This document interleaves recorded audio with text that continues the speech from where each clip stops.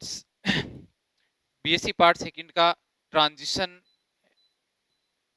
Elements की बात अपन कर रहे हैं, जिनको फर्स्ट ट्रांजिशन सीरीज अपन कहते हैं। यूनिट फर्स्ट में अपन इनऑर्गेनिक केमिस्ट्री की यूनिट फर्स्ट ट्रांजिशन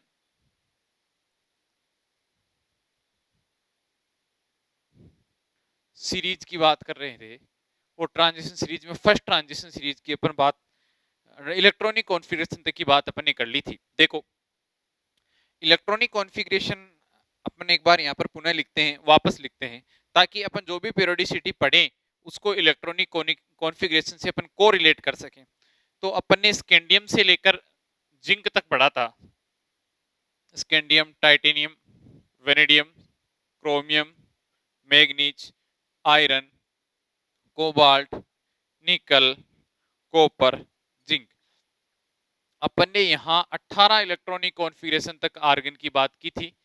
फिर 4s2 और ये 3d1 हो गया अपने पास argon, 3d2 4s2 argon, 3d3 4s2 argon, 3d5 4s2 exceptional case due to in half filled configuration. Now argon 3d5 4s2 argon, 3d6 4s2 argon, 3d7 4s2 3d8 4s2 3d10 4s1. Copper is another exceptional case. यहाँ पर 3d10 configuration इसलिए होता है क्योंकि ये fulfilled configuration रहता है, और फुलफिल्ड कॉन्फ़िगरेशन अदर कॉन्फ़िगरेशन से मोर स्टेबल होता है। इस वजह से एक इलेक्ट्रॉन यहाँ जंप करके d10 कॉन्फ़िगरेशन ऑक्यूपाई करता है, और जिंक में फाइनली अपन कहते हैं 3d10 4s2, ये अपना इलेक्ट्रॉनिक कॉन्फ़िगरेशन रहता है। आगे अगर अपन देखें तो अपन ये कह सकते हैं कि पेरियोडिसिटी या प्रथम संक्रमण श्रेणी के गुण, properties of first transition element, properties of first transition element, प्रथम संक्रमण श्रेणी, properties of first transition element, प्रथम संक्रमण श्रेणी के गुण या गुणधर्म कह लो, गुणधर्म, प्रथम संक्रमण श्रेणी के गुणधर्म। पहला गुणधर्म या पहली प्रॉपर्टी है परमाणुिक तथा आयनिक आकार, atomic and ionic radii. First है अपना एटॉमिक एंड आयनिक रेडियाई, परमाणुिक अथवा आयनिक त्रिज्या कह लो, आकार कह लो। अब सुनो, पहले अपन त्रिज्या की बात कहते हैं कि त्रिज्या अपन कहते किसे हैं, परमाणुिक त्रिज्या की बात कर लेते हैं अपन। तो देखिएगा, परमाणुिक त्रिज्या के लिए अपन कहते हैं कि कोई भी एटम है अपने पास में, यहाँ पर इस एटम में जो अंतिम इलेक्ट्रॉन जिस ऑर्बिटल में उपस्थित होता है उसकी नाभिक से जो दूरी, मान लो अंतिम इलेक्ट्रॉन यहाँ है तो ये डिस्टेंस अपनी रेडियाई होगी, और यहाँ है तो ये डिस्टेंस अपनी रेडियाई होगी। अब अपन ने लिखा atomic and ionic, atomic and ionic radii की बात भी अपन करते हैं। देखो, मान लो मैं स्कैंडियम, स्कैंडियम की इस कंडीशन में त्रिज्या की बात करूंगा, रेडियाई की बात करूंगा, तो देख क्या कहूंगा कि इस कंडीशन में स्कैंडियम की 4s2 3d1 4s2 यही है। तो इसमें जो लास्ट इलेक्ट्रॉन होगा उसकी न्यूक्लियाई से डिस्टेंस। अब मान लो स्कैंडियम से इलेक्ट्रॉन रिलीज हो गए, स्कैंडियम से इलेक्ट्रॉन क्या हो गए, रिलीज, और स्कैंडियम से कितने इलेक्ट्रॉन रिलीज हुए, मान लो +2 है, तो ये s वाले दो क्या हुए, निकल लिए। जैसे ही s वाले दो निकल लिए, इसका मतलब अपन क्या बोलेंगे, या +3 की भी बात कर सकते हैं। +3 में क्या होंगे अपने पास में, ये तीनों के तीनों क्या होंगे, इलेक्ट्रॉन रिलीज हो गए यहाँ से। जैसे ही ये तीनों के तीनों इलेक्ट्रॉन रिलीज होंगे तो इस पर +3 चार्ज आ गया, ठीक है। अब ये क्या बन गया, अब ये आयन बन गया, और इस कंडीशन में भी तो कोई ना कोई बाह्यतम इलेक्ट्रॉन है, आर्गन है ना, यहां तक का इलेक्ट्रॉनिक कॉन्फिगरेशन तो है ही। तो वो बाह्यतम इलेक्ट्रॉन और न्यूक्लियाई के बीच की डिस्टेंस क्या हो जाएगी, आयनिक रेडियाई। तो आयनिक कंडीशन में रेडियाई आयनिक रेडियाई, और न्यूट्रल कंडीशन में रेडियाई क्या होगी, एटॉमिक रेडियाई। चलो अब यहां पर रेडियाई किस तरह से अपन बता सकते हैं, देखो ये बात तय है, जैसे मान लो अपन जो पीरियोडिक टेबल है उसकी बात करते हैं। पीरियोडिक टेबल में अपन क्या कहते हैं कि पीरियोडिक टेबल में लेफ्ट टू राइट जाने पर, अप टू डाउन और लेफ्ट टू राइट दोनों तरह का वेरिएशन अपन देख लेते हैं। यहां पर अप टू डाउन जाएंगे अपन तो साइज क्या होगी, साइज इंक्रीज होगी, और अगर लेफ्ट टू राइट अगर अपन जाएंगे तो साइज क्या होगी, डिक्रीज होगी। क्यों होगी, क्योंकि लेफ्ट टू राइट जाने पर सेम शेल में नंबर ऑफ इलेक्ट्रॉन बढ़ रहे हैं। कैसे, इसको मैं हॉरिजॉन्टल वेरिएशन की बात अपन ने कर ली थी, मैं इसी में वेरिएशन की बात कर रहा हूं। यहां स्कैंडियम है, स्कैंडियम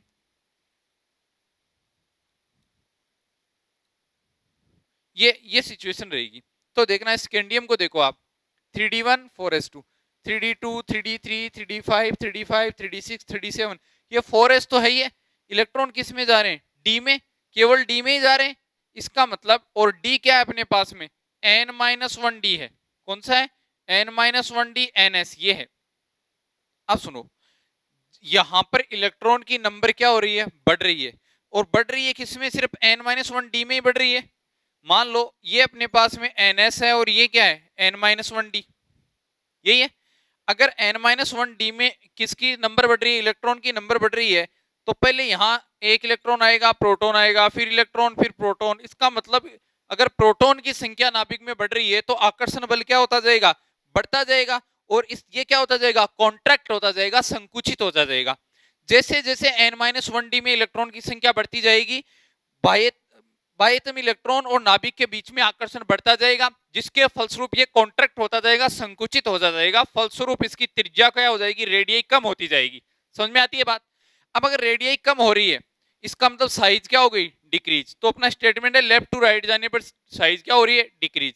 हालांकि ये यहाँ पर इस तरह से अप टू डाउन लिखे हुए हैं, लेकिन पीरियोडिक टेबल में तो हॉरिजॉन्टल अलाइनमेंट ही रहता है इनका, और हॉरिजॉन्टल एरे ही अपन इसको देखकर इसकी प्रॉपर्टीज अपन एक्सप्लेन कर पाएंगे। तो ट्रेडिशनली तो क्या होता है, ट्रेडिशनली परंपरागत रूप से तो क्या होता है, लेफ्ट टू राइट जाने पर साइज क्या होती है, डिक्रीज। फिर भी ट्रांजिशन मेटल एलिमेंट जो होते हैं उनके कुछ फैक्टर होते हैं, परमाणु आकार, उनका एटॉमिक साइज है, वो दो बातों पे डिपेंड करता है। कौन कौन सी दो बातें हैं उनको पढ़ते हैं, देखो अपन। एटॉमिक रेडियाई, अब मैं कह सकता हूं कि atomic radii depends on two factor. Atomic radii of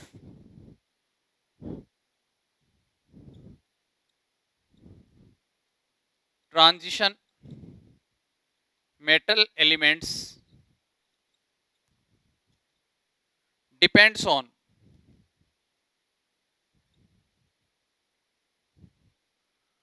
atomic radii of transition metal elements depends on two factors.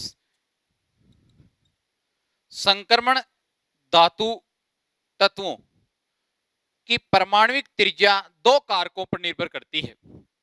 पहला जो फैक्टर है, पहला जो कारक है, उसको अगर अपन बताएं तो वो है नाभिकीय आकर्षण बल, nuclear force of attraction, nuclear force of attraction, जिसको अपन कह सकते हैं नाभिकीय आकर्षण बल।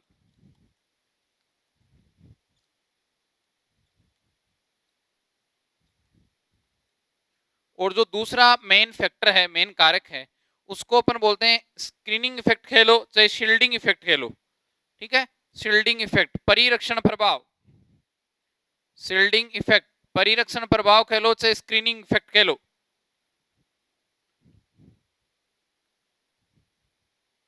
स्क्रीनिंग इफेक्ट, परिरक्षण प्रभाव, कुछ भी कह लो, एक ही बात है। इन दो फैक्टर पे डिपेंड करता है। अब ये फैक्टर किस किस तरह से वर्क करते हैं, देखो पहले अपन इसको समझ लेते हैं कि मान लो मेरे पास में, पहले फर्स्ट फैक्टर आपको समझा रहा हूं, मेरे पास में एक एटम है और वो एटम कैसा है, न्यूट्रल एटम है, ठीक है। अब क्या होगा, यहां पर जैसे मान लो मेरे पास में ये n-1 d ऑर्बिटल है और इसके आगे मेरे पास में कौन सा है, ns ऑर्बिटल है। स्कैंडियम से स्टार्ट किया है, इसमें 2 इलेक्ट्रॉन आ गए, इसमें कितना आ गया, 1, फोर्स ऑफ अट्रैक्शन। फिर इसमें कितने आ गए, 2, फिर 3, 4, 5, 7 से लेकर 10 तक ऐसे जाता है। तो मैं कहूंगा इसमें जैसे जैसे इलेक्ट्रॉन होंगे नाभिक के ज्यादा पास में है, ज्यादा पास में होने के कारण इनमें क्या होगा, फोर्स ऑफ अट्रैक्शन। और इस फोर्स ऑफ अट्रैक्शन को क्या बोलेंगे, न्यूक्लियर फोर्स ऑफ अट्रैक्शन, क्योंकि न्यूक्लियाई और इलेक्ट्रॉन के बीच में फोर्स ऑफ अट्रैक्शन लग रहा है, जिसके कारण साइज क्या होगी, कॉन्ट्रैक्ट। तो मैं कहूंगा जैसे जैसे इसमें इलेक्ट्रॉन की नंबर बढ़ती जाएगी, इन प्लस या न्यूक्लियाई और इलेक्ट्रॉन के बीच में क्या बढ़ता जाएगा, अट्रैक्शन बढ़ता जाएगा। ठीक है, अब सुनो मैं क्या कह रहा हूं कि यहां पर ये जो ns में इलेक्ट्रॉन है, इनका भी क्या हो रहा है, इस पॉजिटिव या इस न्यूक्लियाई के साथ में अट्रैक्शन बढ़ रहा है। तो इसको भी अपन क्या बोलेंगे, attraction force of, nuclear force of attraction. ns में इलेक्ट्रॉन जा रहे हैं, यहां पर 2 इलेक्ट्रॉन गए स्टार्टिंग में जब स्कैंडियम की बात की, और यहां पर कितना, 1 इलेक्ट्रॉन गया। तो 2 इलेक्ट्रॉन यहां है और पॉजिटिव चार्ज या प्रोटॉन या न्यूक्लियाई, तो फोर्स ऑफ अट्रैक्शन यहां ज्यादा है। ठीक है, अब क्या होगा, जैसे जैसे अपन scandium, titanium, vanadium, chromium, manganese, जैसे जैसे अपन आगे की तरफ जाएंगे, देखो n-1d में इलेक्ट्रॉन की नंबर क्या हो रही है, बढ़ रही है। तो n-1d में इलेक्ट्रॉन की नंबर यहां पर इस सेल में नंबर क्या हो जाएगी, इस ऑर्बिटल में नंबर क्या हो जाएगी, बढ़ती जाएगी। जैसे इसमें नंबर बढ़ती जाएगी तो क्या होगा, जो बाहर वाले जो इलेक्ट्रॉन है, जो बाहर वाले इलेक्ट्रॉन हैं, इनको ये अंदर n-d वाले इलेक्ट्रॉन क्या करेंगे, रिपेल करेंगे। रिपेल करेंगे, इस इफेक्ट को क्या बोलते हैं, स्क्रीनिंग इफेक्ट कह लो, चाहे शील्डिंग इफेक्ट कह लो, परिरक्षण प्रभाव कह लो। जिसके कारण क्या हो रहा है, जो साइज है, पहले तो क्या हो रही थी, देखो यहां पर इलेक्ट्रॉन और इस पॉजिटिव चार्ज के कारण साइज क्या हो रही थी, कॉन्ट्रैक्ट घट रही थी, रेडियई त्रिज्या घट रही थी। लेकिन अब ये जो अंदर n-d वाले इलेक्ट्रॉन इन ns वाले इलेक्ट्रॉन को क्या करते हैं, प्रतिकर्षित करते हैं, प्रतिकर्षित करते हैं। इसके कारण इनकी साइज क्या हो रही है, बढ़ रही है ना, इसको प्रतिकर्षित कर रहे हैं। तो पहले जो घटी हुई साइज है, इसको वापस क्या कर देते हैं, बैलेंस। तो क्या कहेंगे कि जब स्कैंडियम से जिंक की तरफ जाते हैं अपन, स्कैंडियम से जिंक की तरफ जाते हैं, तो पहले तत्वों में साइज क्या होती है, बढ़ती है। पहले वाले तत्वों में साइज क्या होती है, बढ़ती है। और धीरे धीरे बीच वाले तत्व में क्या होगी, साइज लगभग बराबर हो जाएगी। क्यों, क्योंकि ये दोनों इफेक्ट बराबर काम करेंगे। जो पहले साइज घटी थी, किस कारण घटी थी, कि ns के इलेक्ट्रॉन को इस नाभिक ने आकर्षित किया था, एटम कॉन्ट्रैक्ट हो गया था, संकुचित हो गया था। अब जैसे जैसे अपन स्कैंडियम से जिंक की तरफ जाते हैं, n-d में इलेक्ट्रॉन की नंबर बढ़ रही है, और इलेक्ट्रॉन की नंबर बढ़ने के कारण क्या हो रहा है, ये इसको प्रतिकर्षित वापस करेगा, बाहर वाले इलेक्ट्रॉन को प्रतिकर्षित करेगा, जिसके कारण जो साइज घटी थी वो वापस क्या होगी, बैलेंस। तो बीच वाले तत्वों में साइज लगभग बराबर हो जाती है। और आगे जैसे ही अपन आगे के तत्वों की बात करेंगे, n-1d में इलेक्ट्रॉन की नंबर बहुत ज्यादा बढ़ जाएगी, जिसके कारण ये इस बाहर वाले इलेक्ट्रॉन को बहुत ज्यादा प्रतिकर्षित करेगी। बहुत ज्यादा प्रतिकर्षित करेगी तो बाह्यतम इलेक्ट्रॉन की दूरी क्या होगी, बढ़ जाएगी। और बाह्यतम इलेक्ट्रॉन की दूरी और नाभिक के बीच की जो दूरी होती है, बाह्यतम इलेक्ट्रॉन से नाभिक के बीच की दूरी होती है, वो क्या कहलाती है, त्रिज्या। इसका मतलब जो अंतिम जो तत्व होते हैं उनमें त्रिज्या या परमाणुक त्रिज्या का मान क्या होता है, बढ़ जाता है। तो अपन कहेंगे कि इसको अपन एक फॉर्म में ऐसे कह सकते हैं कि संक्रमण श्रेणी के मध्य के तत्वों में बढ़ने वाला परिरक्षण प्रभाव व बढ़ने वाले नाभिकीय आवेश दोनों परस्पर एक दूसरे को क्या कर देते हैं, संतुलित कर देते हैं। इस कारण मध्य के तत्वों में आकार लगभग क्या हो जाता है, समान हो जाता है, ऑलमोस्ट क्या हो जाता है, सेम। और जो लास्ट वाले इलेक्ट्रॉन है, वहां पर परिरक्षण प्रभाव है वो न्यूक्लियर फोर्स ऑफ अट्रैक्शन पर ज्यादा प्रभावी रहता है, डोमिनेंट हो जाता है, जिसके कारण इन तत्वों का आकार क्या हो जाता है, बढ़ जाता है। तो पहला कारक अपने एटॉमिक रेडियई आयनिक रेडियई को 2 फैक्टर की हेल्प से यहां पर पढ़ा है। दूसरा देखिए, दूसरा आयनाइजेशन पोटेंशियल या आयनन विभव।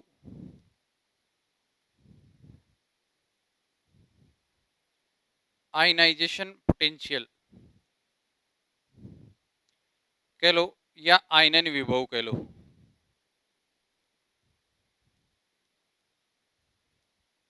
आयनाइजेशन एनर्जी कह लो, एक ही बात है। इसको अपन एक बार डिफाइन करें तो इस तरह कह सकते हैं अपन।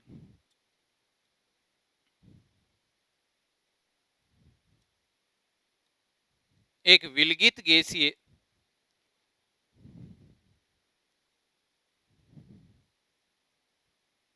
परमाणु के बाह्यतम कोश से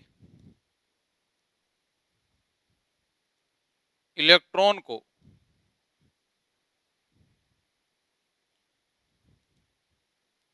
नाभिक के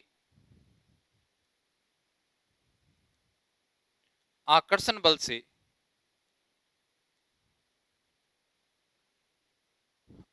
दूर ले जाने के लिए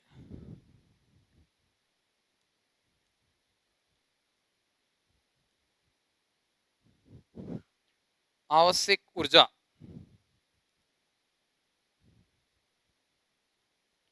आयनन विभव कहलाती है। आयनन विभव कहलाती है।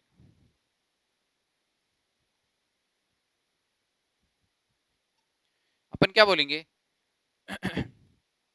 required energy which is responsible to eliminate a outermost situated electron from its nuclear force of attraction. Required energy which is responsible to eliminate outermost cell electron from its nuclear force of attraction, कि जो बाहर से बाह्यतम कोश का जो electron है, इस बाह्यतम कोश के इलेक्ट्रॉन को न्यूक्लियस के फोर्स ऑफ अट्रैक्शन से दूर ले जाने के लिए, न्यूक्लियस के अट्रैक्शन फोर्स से दूर ले जाने के लिए जो अपन एनर्जी देते हैं। एनर्जी क्यों देते हैं अपन? क्योंकि इस फोर्स ऑफ अट्रैक्शन है, इस फोर्स ऑफ अट्रैक्शन को तोड़ना पड़ेगा अपने को। इसको ब्रेक करने के लिए अपने को क्या करना पड़ेगा? अपने कोई ना कोई एनर्जी देनी पड़ेगी। जो एनर्जी अपन दे रहे हैं उसको अपन आईपी बोलेंगे, आयनाइजेशन पोटेंशियल। ठीक है, ये आयनाइजेशन पोटेंशियल हो गया। अब अपन बात करेंगे कि ट्रांजिशन एलिमेंट में किस तरह से प्रभावित करता है, इसकी बात भी अपन कर लेंगे। वहां से अपन वेरी करेंगे, देखो किस तरह से। तो दूसरा कारक अपना है इसमें परमाणु आकार के बाद में आयनन विभव, इसकी बात कर रहे थे अपन। आयनन विभव, आयनाइजेशन पोटेंशियल, आयनन विभव कह लो, आयनाइजेशन पोटेंशियल कह लो। आयनाइजेशन पोटेंशियल, इसको अपन ने इस तरह से समझना है कि अभी बात की थी अपन ने, ट्रांजिशन एलिमेंट की बात कर रहा हूं मैं, n-1d, और ये क्या है? ns। देखो ये जो सारे होते हैं वो ऊर्जा स्तर होते हैं, है ना। आपको पेपर प्लेन से ऊर्जा स्तर मानने हैं। पेपर प्लेन से ऊर्जा स्तर कैसे मानने हैं, उसको समझने का तरीका क्या है? देखो, जैसे मान लो मैं इसको इस तरह से बना रहा हूं, ध्यान से देखना, यहाँ पर थोड़ा नीचे अपन इसलिए बनाया है क्योंकि मान लो ये पेपर प्लेन है, पेपर प्लेन से ये एनर्जी लेवल है, तो मान लो ये ns हो गया, ये n-1d हो गया, ऐसे जाता जाएगा। तो ये ऊर्जा है, ये क्या है? Potential energy. इस बात को विशेष तरीके से समझना ध्यान से कि यहाँ पर ये ns है, इसकी ऊर्जा क्या है? न्यूनतम, फिर n-1d, फिर आगे के। तो मैं कह सकता हूं पहले इलेक्ट्रॉन भरे किस में जाएंगे? देखो, इसमें इलेक्ट्रॉन भरे जाएंगे, समझ में आ गई? फिर इलेक्ट्रॉन इसमें भरे जाएंगे, समझ में आ गई बात? सही, पहले इलेक्ट्रॉन इसमें भरे जाएंगे और फिर इलेक्ट्रॉन इसमें भरे जाएंगे, कोई दिक्कत नहीं। ठीक है, अब इसके लिए अपन क्या कह सकते हैं कि आयनन विभव के लिए सिंपल सी बात है, बाह्यतम कोश से अपन इलेक्ट्रॉन निकाल रहे हैं, बाह्यतम कोश से इलेक्ट्रॉन, ये रो, ये कोश है मान लो बाह्यतम, इससे यहाँ पर इलेक्ट्रॉन है, इसको निकालने के लिए मैं क्या दूंगा? एनर्जी दूंगा। क्या लूंगा? एनर्जी, जिसकी सहायता से इलेक्ट्रॉन क्या हो जाए? यहां से छोड़कर चला जाए। यही क्या है? आयनन विभव। अब जरा छोटो सोचो जरा कि अगर साइज क्या होगी? स्मॉल साइज, साइज क्या रहेगी? अगर स्मॉल रहती है, स्मॉल साइज रहती है, तो ये बाह्यतम कोश के इलेक्ट्रॉन और नाभिक के बीच में दूरी क्या रहेगी? कम। और दूरी कम होगी तो इनके बीच में क्या रहेगा? फोर्स ऑफ अट्रैक्शन ज्यादा। तो मैं क्या कहूंगा? आकर्षण बल क्या रहेगा? ज्यादा। किसके साथ? नाभिक के साथ। अब नाभिक के साथ आकर्षण बल ज्यादा रह रहा है, तो बताओ ये इस आकर्षण बल को तोड़ने के लिए जो अपन एनर्जी दे रहे हैं उसका मान क्या होगा, ज्यादा, तो आईपी की वैल्यू क्या होगी, ज्यादा। आईपी में किसको बोलूंगा, आयनन विभव को अपन क्या बोलते हैं, आयनाइजेशन पोटेंशियल या आईपी। साइज छोटी होगी तो बाह्यतम कोश का इलेक्ट्रॉन न्यूक्लियस के ज्यादा पास होगा, और ज्यादा पास होगा तो फोर्स ऑफ अट्रैक्शन क्या रहेगा, ज्यादा, और फोर्स ऑफ अट्रैक्शन ज्यादा रहेगा, इसका मतलब आयनाइजेशन पोटेंशियल की वैल्यू क्या होगी, बढ़ जाएगी। सिंपल सी बात है। आगे फिर देखते हैं अपन कि अगर साइज क्या होगी, लार्ज साइज, क्या कह सकते हैं अपन, साइज क्या होगी, लार्ज साइज। लार्ज साइज होने के कारण फोर्स ऑफ अट्रैक्शन क्या रहेगा, फोर्स ऑफ अट्रैक्शन, यहां पर फोर्स ऑफ अट्रैक्शन बढ़ेगा, और यहां पर फोर्स ऑफ अट्रैक्शन क्या होगा, साइज बड़ी होगी तो बाह्यतम कोश का इलेक्ट्रॉन दूर होगा, तो नाभिक से आकर्षण बल उतना ही क्या होगा, कम। जितना आकर्षण बल कम होगा आईपी की वैल्यू उतनी क्या होगी, कम, क्योंकि साइज बड़ी होने के कारण बाह्यतम कोश का इलेक्ट्रॉन और नाभिक के बीच में दूरी बढ़ जाएगी, और दूरी बढ़ जाएगी तो अपन को थोड़ी सी एनर्जी देते ही क्या हो जाएगा, एलिमिनेट हो जाएगा, इलेक्ट्रॉन को छोड़कर क्या हो जाएगा, निकल जाएगा। इसलिए आईपी की वैल्यू क्या होगी, यहाँ पर कम होगी। ठीक सही, कोई दिक्कत नहीं है। अब देखो, अब अपन कहा ये चीज लागू करते हैं, अपन लागू करते हैं किस पर, संक्रमण श्रेणी पर लागू करते हैं।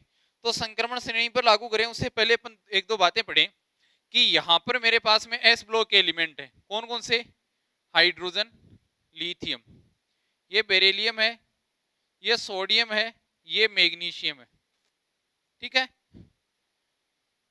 हो रहा है। और यहां पर क्या है, पोटेशियम, और ये क्या है, कैल्शियम। अब यहां पर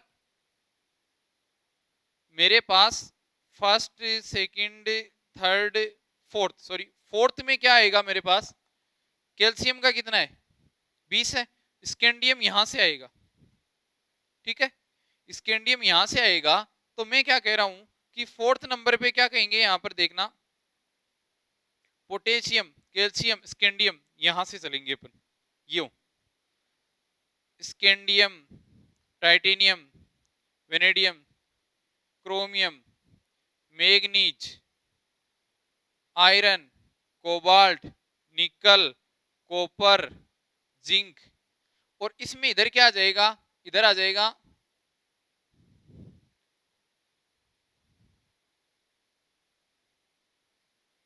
और ये गैलियम। तो इसका मतलब ये कैल्शियम और गैलियम के बीच में है, कौन कौन है, फर्स्ट संक्रमण श्रेणी, इसको अपन क्या बोलते हैं, फर्स्ट संक्रमण सीरीज, फर्स्ट ट्रांजिशन सीरीज। अब देखो, अब अपन आयनन विभव देखते हैं इसमें कि आयनन विभव या आयनाइजेशन पोटेंशियल की वैल्यू कैल्शियम है और यहां पर ये गैलियम है, इनके मध्य होती है। मध्य होने का मतलब क्या होगा, इधर से इधर जाते हैं तो साइज क्या होगी अपनी, साइज डिक्रीज होगी, साइज क्या होगी, डिक्रीज। तो इसका मतलब ये जो सीरीज है इसमें कैल्शियम की कंपैरिजन में साइज डिक्रीज हो रही है, तो आईपी की वैल्यू क्या होगी, बढ़ेगी, सीधी सी बात है। तो कैल्शियम की तुलना में तो ज्यादा होगी और गैलियम की तुलना में क्या होगी, कम होगी, सीधी सी बात है, क्योंकि गैलियम में क्या होगा, गैलियम में ज्यादा संकुचन हो रहा है, ज्यादा संकुचन हो रहा है तो साइज क्या हो गई, और छोटी, और छोटी, तो इसकी आईपी की वैल्यू क्या हो गई, बढ़ गई। तो मैं क्या कह सकता हूं कि कैल्शियम से आयनन विभव का मान संक्रमण श्रेणी, प्रथम संक्रमण श्रेणी का अधिक होता है, जबकि गैलियम से क्या होता है, कम होता है। अब आपस में अपन कंपेयर करते हैं, आपस में वही जो साइज का फैक्टर था वही कंपेयर, साइज के लिए अपन ने क्या कहा था कि स्कैंडियम से जिंक की तरफ जाता है तो धीरे धीरे क्या होगा, आकर्षण बल बढ़ेगा, जिसके कारण साइज क्या होगी, घटेगी, साइज क्या होगी, घटेगी, और साइज घटेगी तो अपने को पता है साइज धीरे धीरे घटेगी।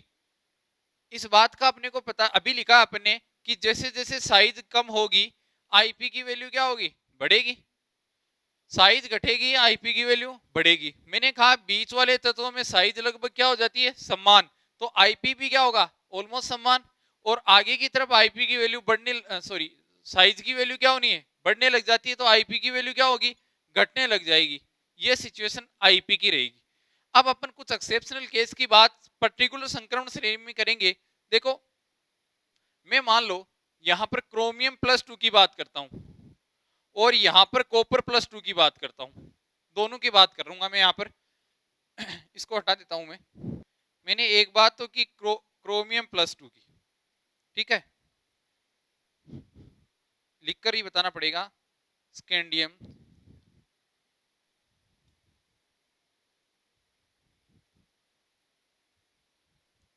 अब देखो इस एटॉमिक फॉर्म में क्या होगा, इधर से इधर जा रहे हैं अपन, इधर से इधर जा रहे हैं, तो वेनेडियम, ये वेनेडियम है, और क्रोमियम, तो वेनेडियम की तुलना में क्रोमियम की क्या होगी, साइज छोटी, आईपी की वैल्यू बढ़ेगी। अब मैं बात कर रहा हूं, देखो वेनेडियम, वेनेडियम का कॉन्फ़िगरेशन मेरे पास में क्या है, 3d3 4s2, ठीक है। और यहां पर बात कर रहा हूं मैं क्रोमियम की, क्या है, 3d5 4s1, यही है। मैं वेनेडियम प्लस 2 की बात कर रहा हूं। अब वेनेडियम प्लस 2 का मतलब क्या हो गया कि वेनेडियम के न्यूट्रल एटम से मैंने कितने, एक बार एक इलेक्ट्रॉन निकाला। जब मैंने बाह्यतम कोश से वेनेडियम का एक इलेक्ट्रॉन निकाला, तो इसके लिए जो आवश्यक उष्मा है उसको बोलते, आवश्यक जो एनर्जी है उसको बोलते हैं आईपी फर्स्ट, आयनन विभव प्रथम।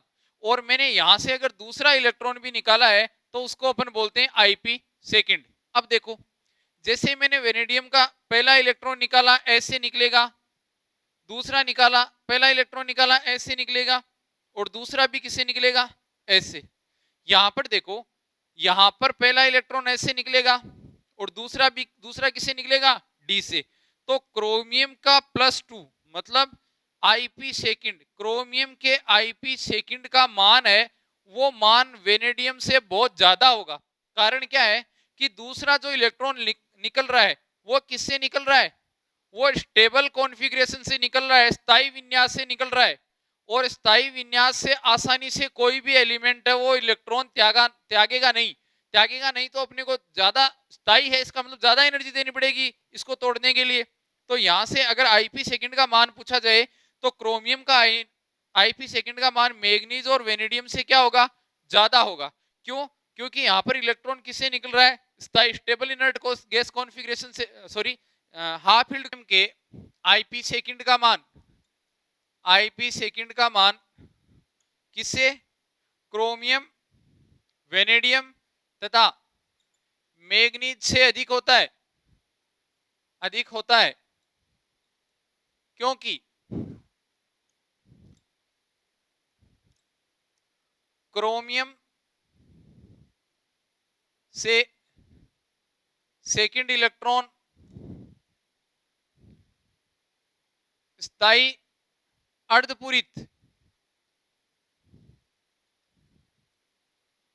विन्यास से निकलता है।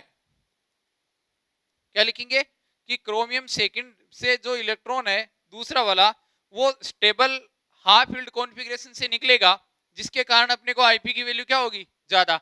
तो एग्जाम में क्वेश्चन आता है क्या कारण है क्रोमियम के आईपी सेकंड का मान मैग्नीज और वेनेडियम से क्या होता है, ज्यादा होता है। उसका कारण अपन देखो, वैसे ट्रेडिशनल देखो इधर से इधर जाने पर क्या हो रहा है, बढ़ रहा है। तो वेनेडियम इसकी तुलना में क्रोमियम का ज्यादा और इसकी तुलना में मैग्नीशियम का ज्यादा, मैग्नीज का ज्यादा। लेकिन वास्तव में क्या है, क्रोमियम सेकंड में क्या होगा, क्रोमियम का ज्यादा होगा। कारण समझ में आ गया होगा शायद कि अर्धपूरित स्थायी विन्यास से इलेक्ट्रॉन निकलने के लिए अपने को आयनन विभव का मान क्या होगा, ज्यादा सप्लाई करना पड़ेगा। यही केस कॉपर के साथ में। मैं बात करता हूं निकल +2 की, देखना निकल +2, और बात करता हूं कॉपर +2 की और जिंक +2 की। यहां पर +2 में निकल की बात करूंगा तो देखो 2 इलेक्ट्रॉन यहां से निकल जाएंगे, और यहां कॉपर +2 की बात करूंगा तो एक तो s का निकल जाएगा और एक किससे निकल जाएगा, D10 से। और D10 अपने को पता है क्या है, पूर्ण पूरित फुल फील्ड कॉन्फ़िगरेशन है, और फुल फील्ड कॉन्फ़िगरेशन है वो ज्यादा स्टेबल होता है। इस कारण जो यहाँ D10 से सेकंड इलेक्ट्रॉन निकलेगा, वो उसको निकालने के लिए अपने को आयनन विभव का मान क्या, ज्यादा लगाना पड़ेगा, ज्यादा एनर्जी देनी पड़ेगी, जिसके कारण वो क्या है, आसानी से क्या होगा, एलिमिनेट हो पाएगा। तो अपन क्या बोलेंगे कि Cu+2 के द्वितीयक आयनन विभव का मान निकल +2 और जिंक +2 से ज्यादा होता है। जिंक +2 का कम क्यों होता है कि जैसे ये निकला, यहां पर भी क्या हो रहा है, पूर्ण पूरित ऑलरेडी बना हुआ है, तो ये ज्यादा क्या डिस्टर्ब नहीं करेगा। यहां से ऑलरेडी पूर्ण पूरित से निकल रहा है, D10 से निकल रहा है, तो पहले से स्टेबल है, उससे निकालना थोड़ा सा क्या होगा, मुश्किल होगा। इस कारण क्या होगा, ये वाला विन्यास है वो ज्यादा स्थायी होने के कारण इसमें आईपी सेकंड का मान क्या होगा, बहुत ज्यादा होगा। तो अपन सेकंड स्टेटमेंट इसका ये लिख सकते हैं कि कॉपर +2 या कॉपर के द्वितीयक आयनन विभव का मान, कॉपर के आईपी सेकंड का मान, कॉपर के आईपी सेकंड का मान निकेल तथा जिंक से, निकेल तथा जिंक से अधिक होता है।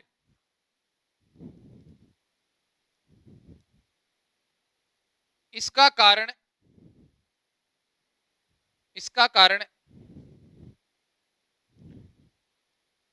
कॉपर के दूसरे इलेक्ट्रॉन का स्थायी पूर्ण पूरित विन्यास से निकलना है ना। तो क्वेश्चन आता है क्या कारण है कि कॉपर +2 या कॉपर के द्वितीयक आयनन विभव का मान निकल तथा जिंक से अधिक होता है। तो अपन क्या लिखेंगे कि यहाँ पर सेकंड इलेक्ट्रॉन निकालने के लिए आईपी का वैल्यू ज्यादा होगी। उसका कारण है कि कॉपर +2 में D10 विन्यास क्या होता है, डिस्टर्ब होता है, जो कि क्या होता है, बहुत ज्यादा स्थायी होता है। ये बात हुई अपने पास में आयनाइजेशन पोटेंशियल की। फिर अपन बात करेंगे इसमें ऑक्सीडेशन स्टेट की। किसकी बात करेंगे?